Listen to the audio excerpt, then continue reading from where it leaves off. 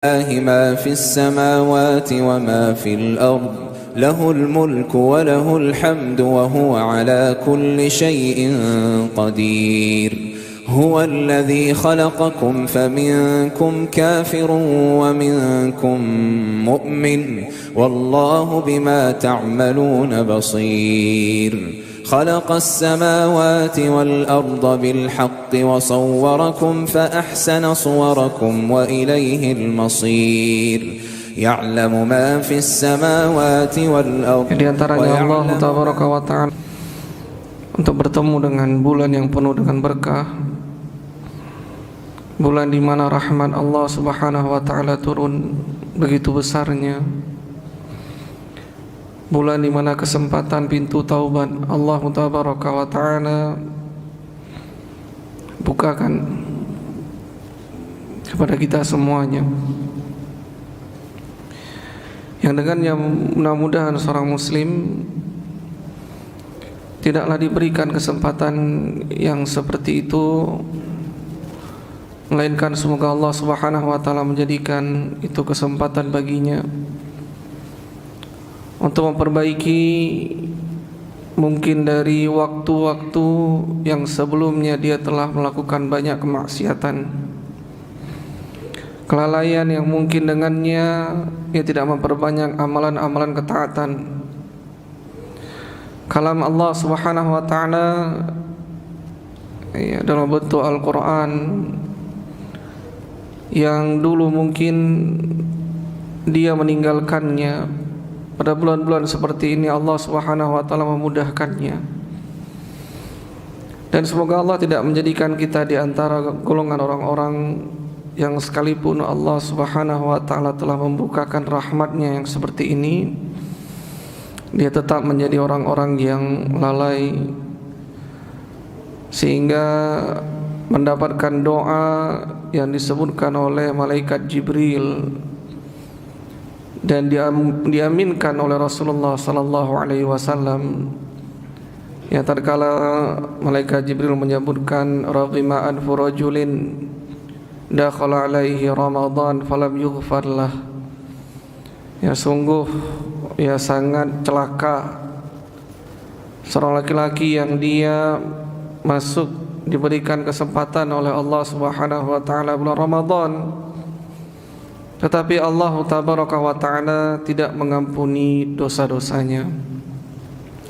Para hadirin sekalian, pada kesempatan subuh hari ini dan beberapa subuh yang akan datang,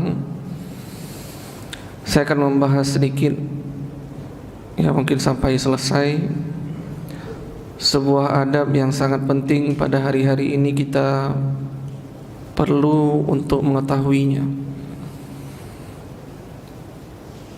Di bulan Ramadan kita faham betul banyak amalan ketaatan yang Allah bukakan para hadirin sekalian. Dan ada di antara ibadah itu yang sangat penting, ibadah yang menjadi kunci, ibadah yang bahkan Allah Tabaraka wa Ta'ala menamakannya itu ibadah. Jadi ada di antara ibadah-ibadah itu tidak langsung dinamakan dia itu adalah ibadah.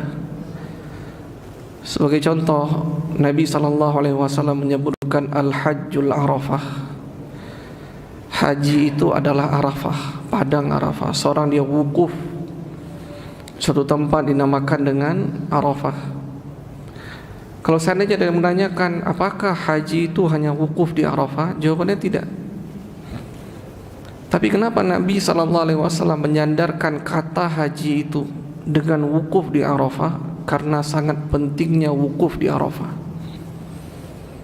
Karena ia ibarat ya inti dari kalung permatanya. Misalnya kalung itu ada permatanya, nah dia di intinya itu.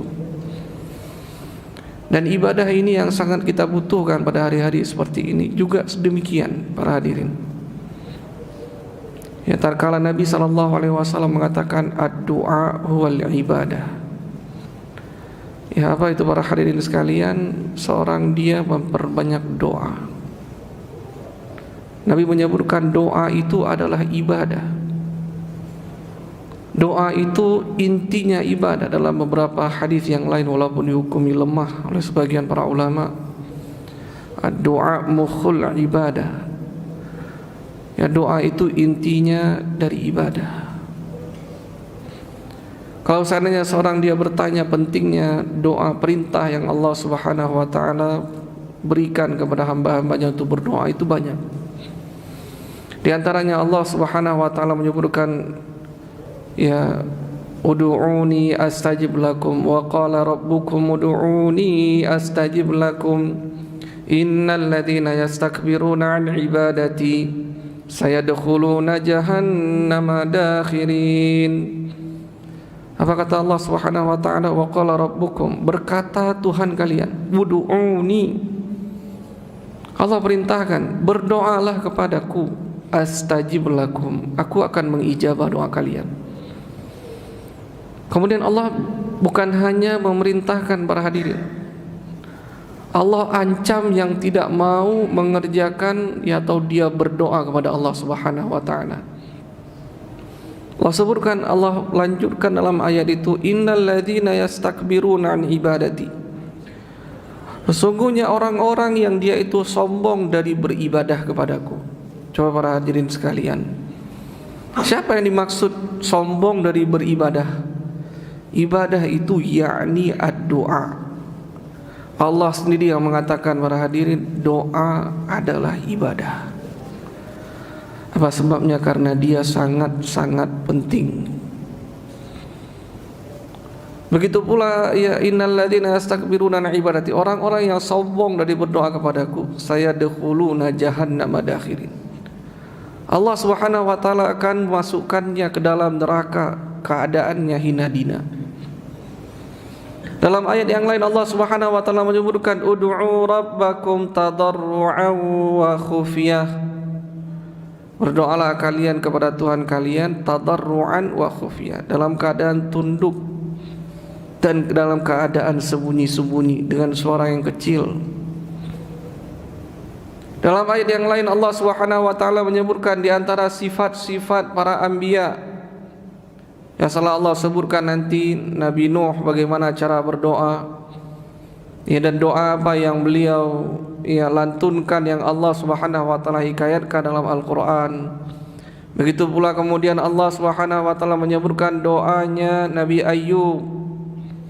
Begitu pula Allah Subhanahu wa taala sebutkan doanya Nabi Zakaria dan doa nabi-nabi yang lainnya. Allah tabaraka wa taala kemudian menutup ayat itu, ulaika yusari'una fil khairat wa yad'unana raghaban wa rahaba wa kanu lana khashi'in. Apa kata Allah Subhanahu wa taala? Mereka itu para hadirin, para anbiya, yusari'una fil khairat, berlomba-lomba dalam kebaikan, wa yad'unana raghaban wa rahaba, dan mereka itu berdoa kepada Allah Subhanahu wa taala, kepada kami, raghaba wa rahaba, dalam keadaan harap-harap cemas. Dan mereka itu tatkala berdoa kepada Allah khusyuk dalam melantunkannya. Jangan dianggap remeh doa. Doa orang soleh para hadirin sekalian itu bisa merubah alam. Tidakkah kita lihat bagaimana Nabi Nuh, ya, alaihi salam, tatkala beliau berdoa kepada Allah Subhanahu wa taala, ya, qala Nuhur rabbi inni maghlumun fantasir. Tatkala Nabi Nuh alaihi salam beliau berdoa kepada Allah, rabbi inni maghlubun, wahai Tuhanku, aku ini orang yang terkalahkan. Kenapa terkalahkan para hadirin sekalian? Doanya, yakni dakwah beliau itu tidak didengar oleh manusia. Dalam beberapa ayat yang lain, di antaranya surat Nuh, itu Allah gambarkan bagaimana penolakan manusia terhadap dakwahnya Nabi Nuh. Belum lagi beliau berbicara, manusia sudah menutup telinganya. Belum lagi Nabi Nuh berbicara, manusia itu menutup, mengangkat bajunya ke kepalanya. Ya nggak mau mendengar apapun yang disebutkan oleh Nabi Nuh, ya ditolak. Dan Nabi Nuh tidak berputus asa para hadirin, hingga beratus-ratus tahun beliau berdoa, ya berdakwah kepada Allah Subhanahu wa taala, menyuruh kaumnya. Ya, ada yang mengatakan 1000 kurang 50, 950 tahun beliau berdakwah. Hingga akhirnya pada hadirin, ya Nabi Nuh alaihi salam mengangkat tangannya ke langit. Ya Rabbi inni maghlubun fantasir. Wahai Tuhanku, sesungguhnya aku ini orang yang terkalahkan. Fantasir, tolonglah aku. Ya, dan maka kami pun menolongnya. Apa kata Allah Subhanahu wa taala? Fa fatahna abwabas sama bima'in munhamir. Kami buka pintu langit dan kami turunkan air dari langit tersebut. Allah tenggelamkan para hadirin sekalian manusia seluruhnya. Ya, kecuali siapa yang Allah Subhanahu wa taala rahmati. Coba perhatikan para hadirin, bagaimana doa seorang yang saleh itu bisa merubah alam.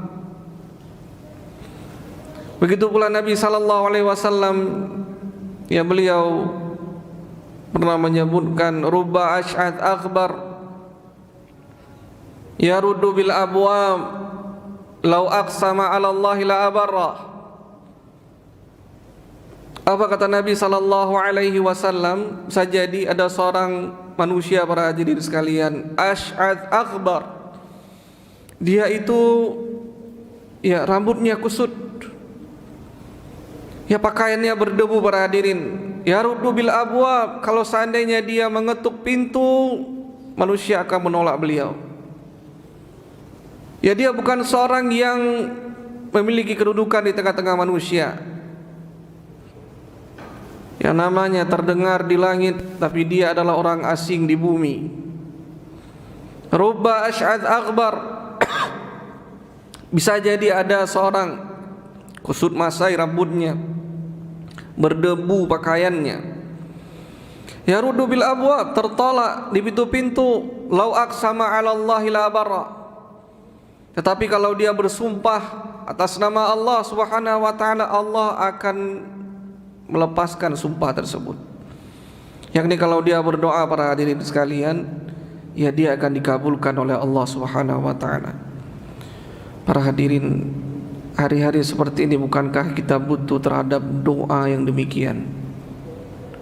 Doa yang didengar oleh Allah Subhanahu wa taala. Doa tatkala kita melantunkannya, Allah Subhanahu wa taala memberikannya, ya, mengijabah apa yang kita minta.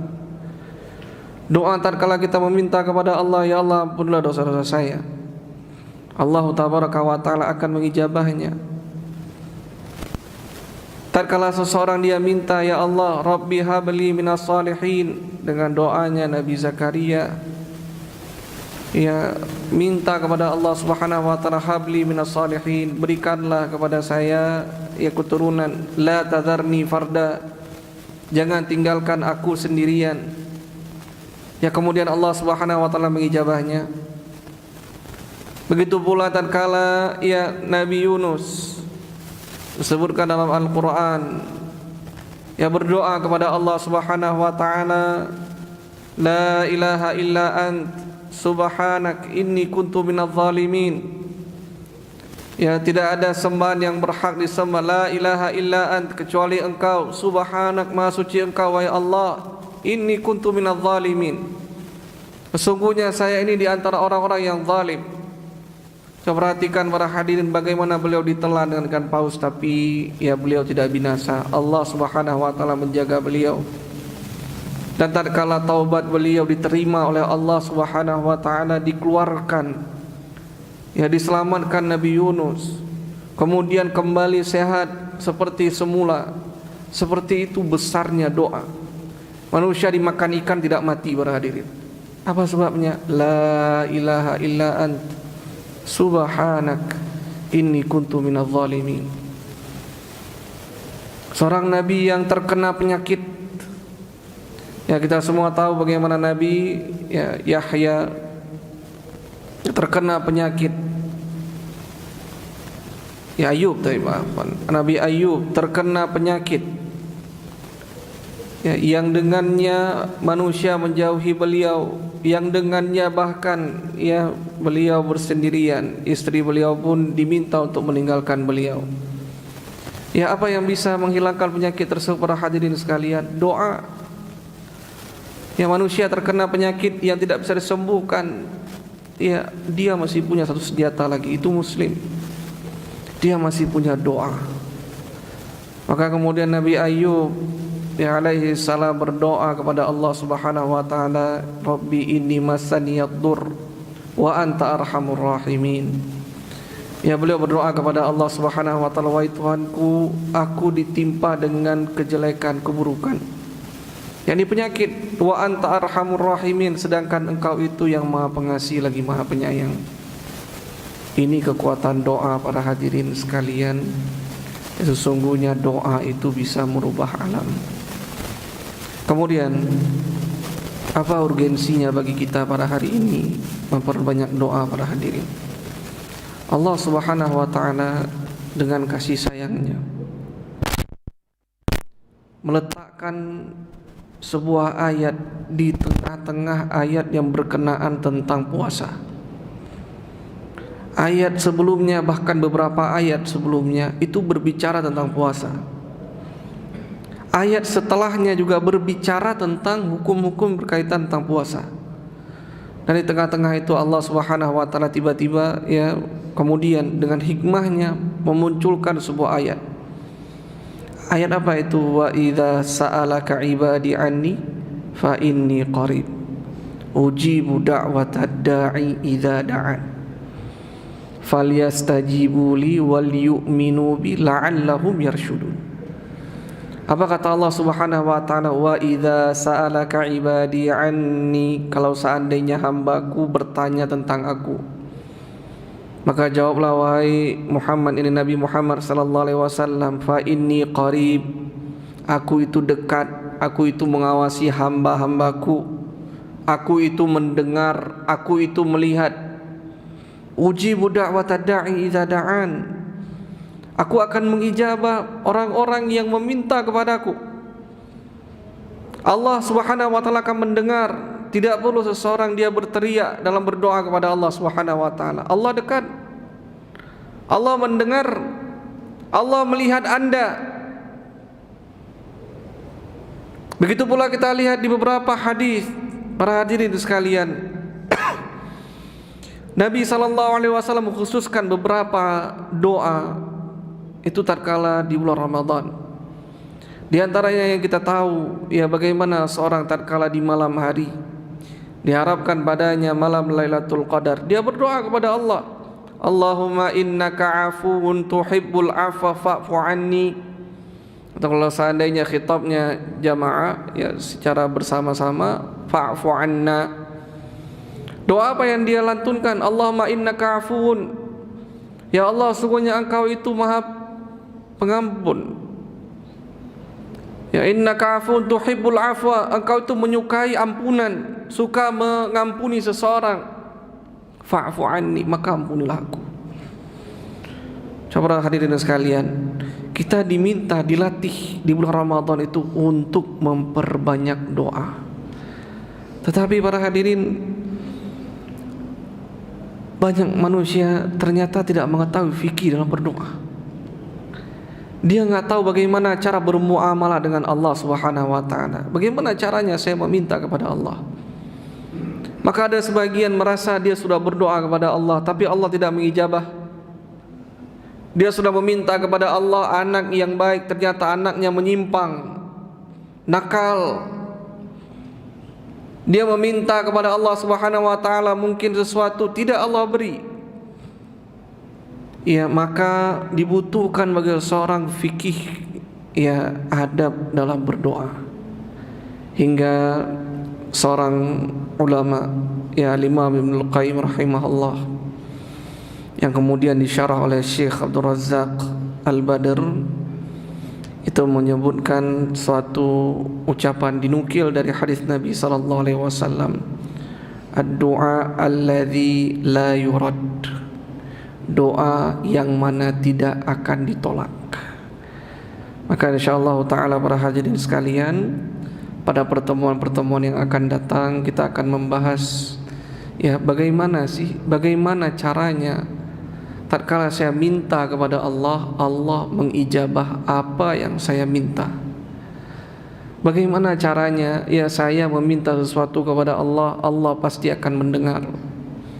Bagaimana caranya saya menjadi seperti Uwais Al-Qarni, tatkala dia meminta, dia didengar oleh Allah Subhanahu wa taala. Hingga Abu Bakar dan Umar pada hadirin, dimintakan oleh Rasulullah, kalau ketemu Uwais, minta ampunan kalian kepada Uwais. Dan semoga Allah Subhanahu wa taala setelah kita mempelajarinya para hadirin, mempelajarinya tidak sulit, insyaallah tidak sulit, mempraktekkannya sangat sulit. Oleh sebab itu para hadirin, seakan-akan di zaman-zaman tertentu kita dapati ada orang disebut dengan mujibud dakwah. Siapa itu mujibud dakwah? Orang-orang yang dia itu kalau minta itu dikabulkan. Di zaman Umar bin Khattab, itu ada sahabat Ibnu Abbas radhiyallahu taala anhuma. Bukan Ibnu Abbas, Abbas bin Abdul Muttalib. Paman Nabi, diminta oleh Umar bin Khattab untuk berdoa. Kalau ada peristiwa-peristiwa genting, Abbas diminta untuk berdoa. Begitu pula di zaman beliau, ada Uwais Al-Qarni. Dan seringnya di beberapa zaman, di zaman-zaman terdahulu, mereka memiliki mujibud dakwah. Maka semoga Allah Subhanahu wa taala menjadikan kita salah satu di antara orang-orang yang doanya itu dikabulkan oleh Allah Subhanahu wa taala. Mungkin ini dapat saya sampaikan di kesempatan pagi hari ini. Semoga Allah Subhanahu wa taala menjadikan bermanfaat, dan insyaallah kita akan lanjutkan berkaitan poin-poin bagaimana agar doa saya tidak tertolak di hadapan Allah Subhanahu wa ta'ala. Subhanakallahumma wa bihamdik, asyhadu an la ilaha illa anta, astaghfiruka wa atubu ilaik. Assalamualaikum warahmatullahi wabarakatuh. Kita buat itu membutuhkan ta'awun bersama. Jadi dakwah itu tanpa ada kalian tidak ada berarti. Cuman ada ustadz saja. Ada yang menyediakan mic, ada menyediakan apapun, nggak ada, akan berjalan dengan baik. Tetapi ketika masing-masing berjalan dengan apa yang dia mau, maka insya Allah kita semua mendapatkan andil di hadapan Allah Subhanahu wa taala. Jelas ya? Jadi yang berdakwah, antum saya nggak menyampaikan ilmu di majelis seperti ustadz-ustadz yang menyampaikan. Tapi ketika antum berta'awud, bekerja sama, walaupun pekerjaannya cuma hal-hal yang mudah, insya Allah mendapatkan keutamaan yang sama. Alhamdulillah kita di Aceh sudah punya media-media dalam berdakwah. Dan alhamdulillah banyak sekali manfaat yang didapatkan oleh muslimin dari media-media tersebut. Butuh ta'awun dari kita bersama. Akan bagaimana media-media yang sudah ada ini semakin baik dan semakin bisa dirasakan manfaatnya oleh saudara-saudara kita muslimin. Jadi siapa yang ikut membantu dan lain sebagainya dari media-media tersebut, insya Allah dia akan mendapatkan kebaikan yang sama seperti para pendakwah. Insya Allah Ta'ala ini akan menjadi pahala jariah untuk kita. Apabila setiap kajian yang di-live-kan melalui media Sunnah Aceh ini didengar oleh manusia dan menjadi sebab orang lain mendapatkan hidayah karenanya, maka pahala jariah tersebut akan tetap mengalir kepada siapa saja yang telah menjadi sebab tersebarnya ilmu agama melalui media ini, walaupun di antara kita telah meninggal dunia.